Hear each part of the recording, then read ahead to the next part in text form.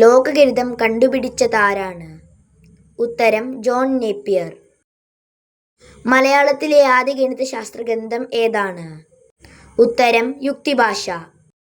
ജ്യാമിതിയുടെ പിതാവ് എന്നറിയപ്പെടുന്ന ഗണിതശാസ്ത്രജ്ഞൻ? ഉത്തരം യൂക്ലിഡ്. പൂജ്യം കണ്ടുപിടിച്ചത് ഏത് രാജ്യക്കാരാണ്? ഉത്തരം ഭാരതീയർ. നെഗറ്റീവ് സംഖ്യകൾ കണ്ടുപിടിച്ചത് ഏത് രാജ്യത്ത്? ഉത്തരം ഇന്ത്യയിൽ. ഭാരതീയ ഗണിതശാസ്ത്ര പ്രകാരം അർബുദം എത്രയാണ്? ഉത്തരം 10 കോടി.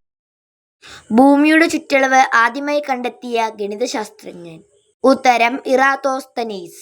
പൂജ്യമില്ലാത്ത സംഖ്യാസമ്പ്രദായം ഏതാണ്? ഉത്തരം റോമൻ. എലിമെന്റ്സിന്റെ കർത്താവായ ഗ്രീക്ക് ഗണിതശാസ്ത്രജ്ഞൻ ആരാണ്?